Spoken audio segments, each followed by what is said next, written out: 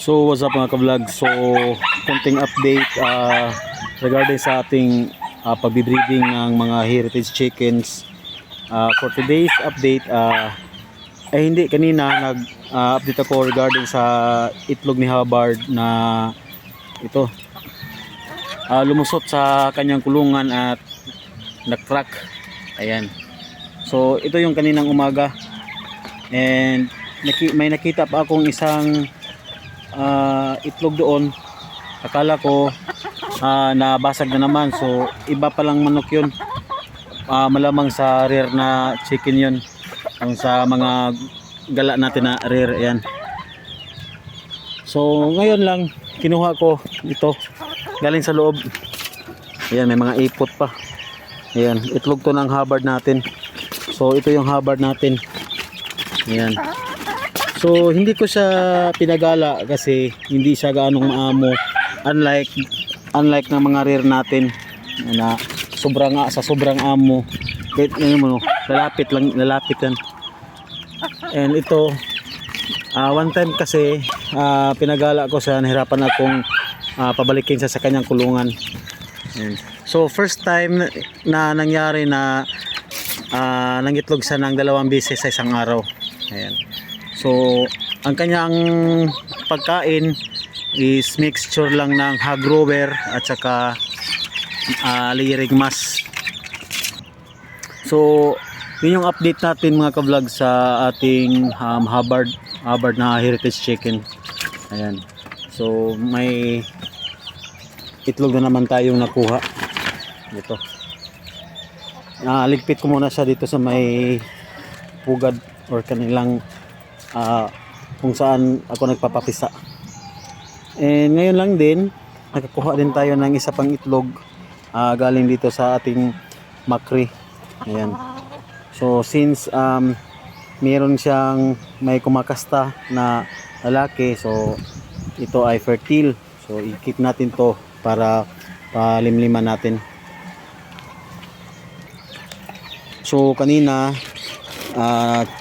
chinik ko yung pugad nito.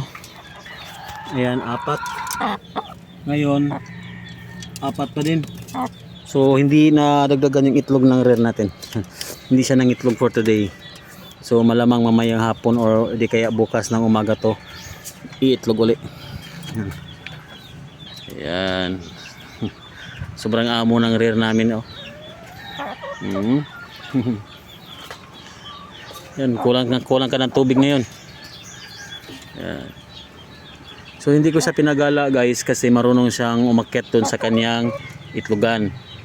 Ayan, yung tawag sa amin dyan mga pugaran in Bisaya. Ayan. So since marunong siya mag-itlog doon sa pugaran, kaya hindi ko siya pinababa or pinagala.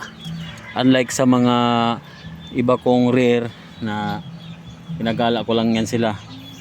And turo ko rin sa inyo kung saan sila nag-iitlog. So dito sila nag-iitlog guys, yung ostra at saka yung mga rare. Yan, dito sila tumatambay. So nakilang beses na rin ako kumuha ng itlog dito. So dito na part. Ayan, dyan sila nag-iitlog. So ano, may isa pang manok doon, oh.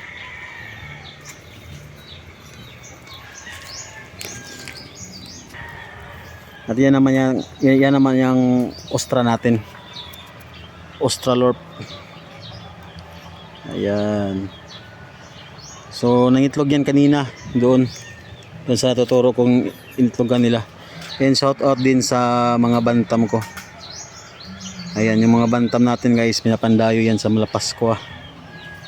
Ayan, kasi hindi na sila pure bantam. Yung kumakasta kasi sa bantam na inahin is hybrid na sweater. Ayan, kaya ganito yung mga hitsura nila. Pati ito. Pati din yan, oh. Mga bantam natin.